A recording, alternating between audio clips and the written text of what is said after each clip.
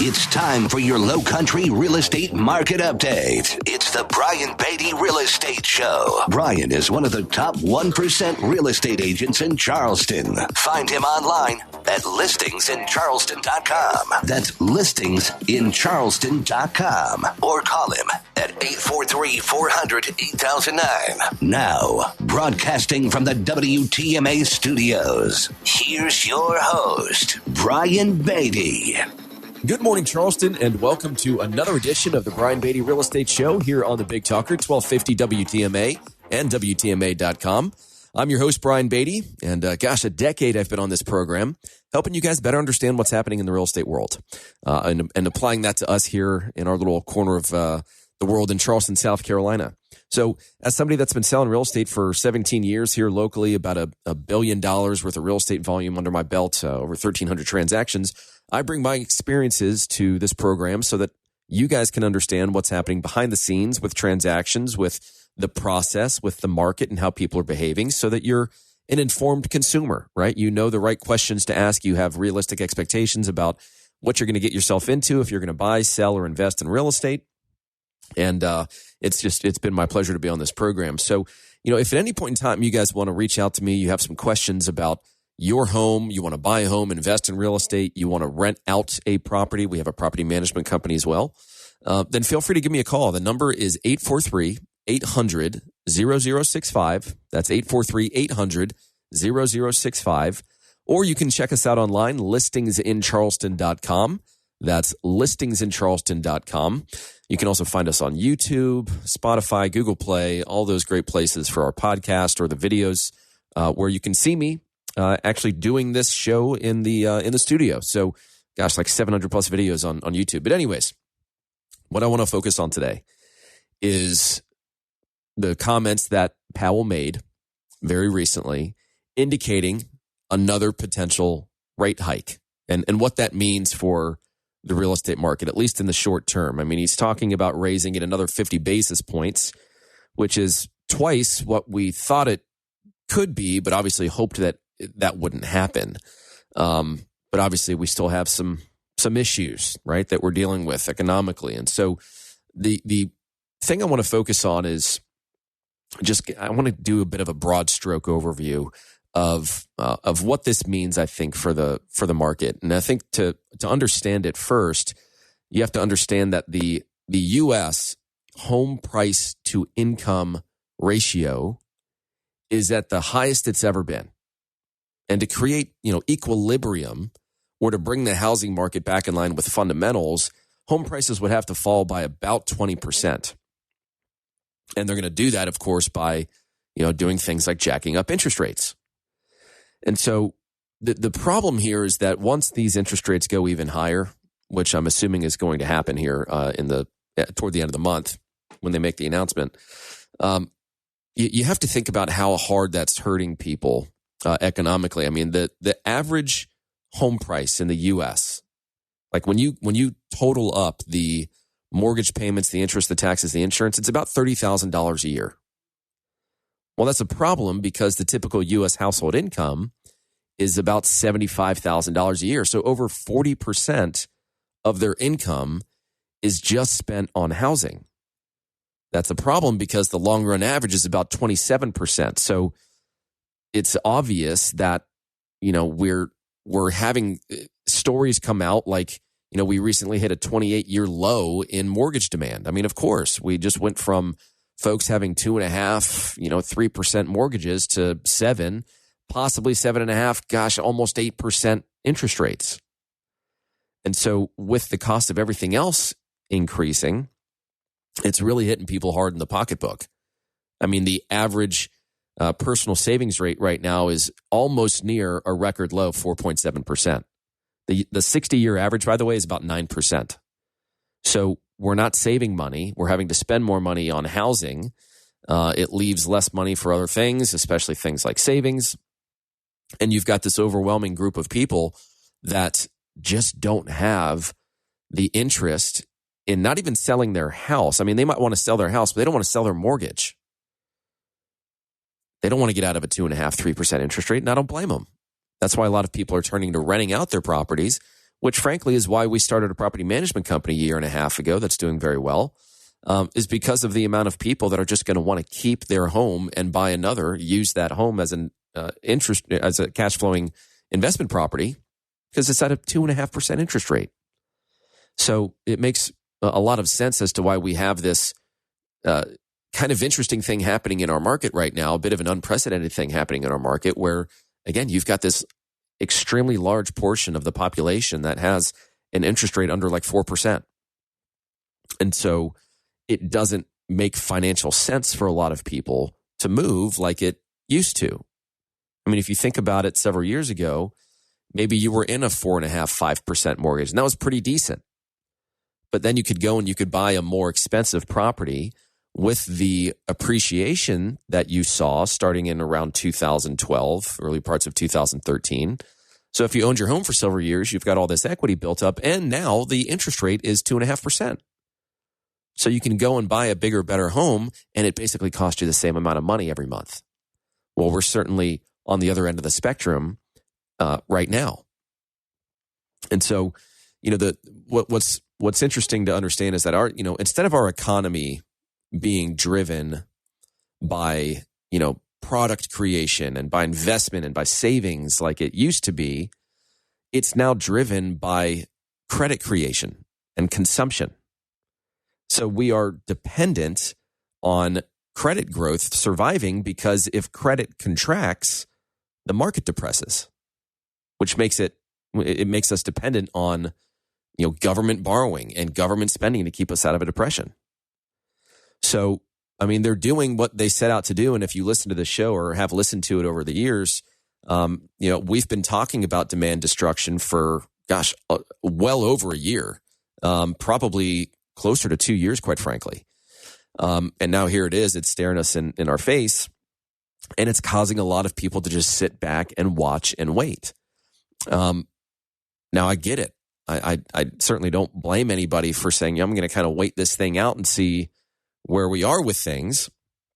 On the other hand, if basically the reality is because there are so few homes for sale, prices are being propped up, and I think artificially propped up. There's still a lot of underlying demand to transact, and we saw that when interest rates dipped down a little bit toward the end of last year and the first 2 months or so of this year, where we were hoping, hey, maybe we're approaching the selling season, going into low to mid 6% interest rates, maybe even high fives. And now it seems like it's going to go in the opposite direction. So it's going to be, I think, quite frankly, a rough year for a lot of people in the industry.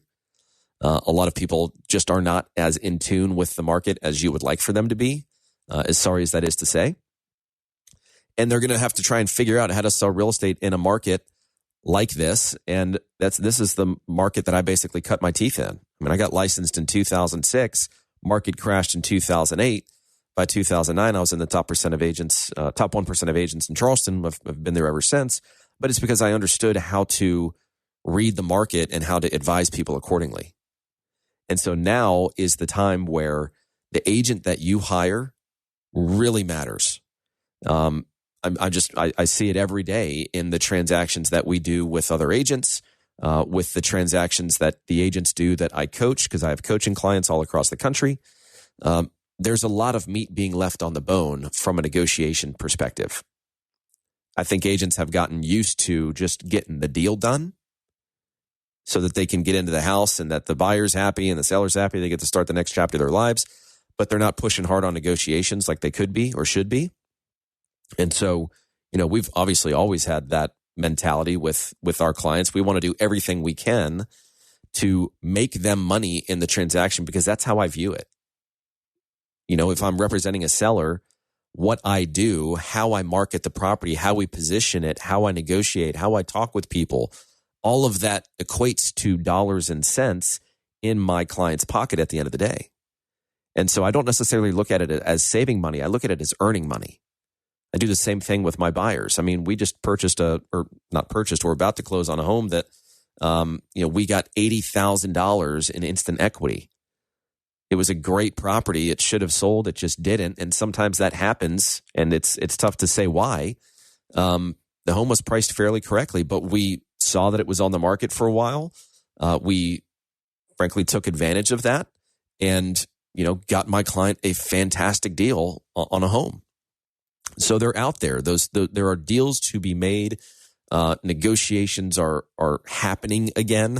Like in the COVID years, it was such a hot and heavy market that your feeling of winning, which everybody wants that feeling of winning in a negotiation. Well, really, what that meant for a while there was you won because you got the house, and 4 other people didn't. And this time next month, it'll be worth probably what you paid for it. Because people were paying more than what properties were worth because they saw that growth curve. They saw that rapid appreciation. Yes, there's some speculation in there. But for the folks that had that mentality, a year and a half ago, 2 years ago, they're sitting pretty. Property prices in Charleston went up 40% in 2 years. That's insane. So, the reality is right now, we don't have this slew of new listings hitting the market, which we see almost every year from a historical and seasonal perspective. This is usually the month. This is the month that a bunch of inventory hits the market. So it peaks, this month, next month. Listings that go under contract peak in May, closings peak, May, June. And then it kind of tapers off for a while. So that's like the bell curve, March to June, sometimes July. I'm fearful that because of the few homes hitting the market, because of the lack of demand to sell, that prices will stay somewhat stable until something larger happens economically, right? Right now, the job market looks pretty darn good, but how realistic is it for people to continue to earn the wages they're earning? Because we've had a massive increase in lower paying jobs earning more in several sectors. Companies are, you're already starting to see it. You're seeing large companies laying off 10-ish% of their workforce. And I think it's just the start of it. So I think when people are more eager to get to work or to compete in a lower wage environment, then, things will stay fairly similar. But of course, this increase in interest rates is going to kill first-time home buyers who are also facing a very strong rental market right now. Anytime we put anything on the market for rent, we get bombarded with phone calls. There's a ton of rental demand out there. So if you're a tenant looking to rent, Godspeed. If you're an owner that wants to rent out your property, I'm telling you, there's some very attractive opportunities to do that. And that's, we designed our property management company, by the way, to be investor friendly. I'm an investor. I use the company. Other agents that are on my team use our property management company. So do plenty of investors. And it's because we've streamlined the way that we do business to save our investors money and maximize their cash flow. So if that's something you'd like to learn more about, or if you want to sit down and you just want to have a chat about this market, I will say that it is very, very challenging and basically impossible to tell you exactly what's happening in the market, because I'm just giving you the averages of all the data points. What's happening in your area and your price range might look a lot different than what's happening in an area of our market 10 miles down the road. So you really need specifics. That's why real estate is local. It's hyper local. Sometimes it depends on your street or the section of your subdivision. So if you'd like some specific information on what I think's going on in your neck of the woods, if you'd like an update on what your home is worth, if you're thinking of selling and you want to kind of hit the easy button, we have a bunch of buyers that are looking right now. And we produce a report that shows you how many people in our database would be interested in a home like yours. And it's usually in the hundreds. So we've got plenty of folks looking. We can make deals happen behind the scenes if that's something of interest to you. Feel free to give me a call. Let's chat about that. 843-800-0065. That's 843-800-0065. Check me out online if you'd like, listingsincharleston.com. That's listingsincharleston.com. Or you can always email me. My email address is Brian, Brian, at brianbeatty.com. Beatty.com. Beatty is spelled Beatty. So stick around, folks, for more of the Brian Beatty Real Estate Show right here on the Big Talker, 1250 WTMA and WTMA.com. Hear the Brian Beatty Real Estate Show every Saturday morning at 9 and each Sunday morning at 10 on 1250 WTMA and WTMA.com.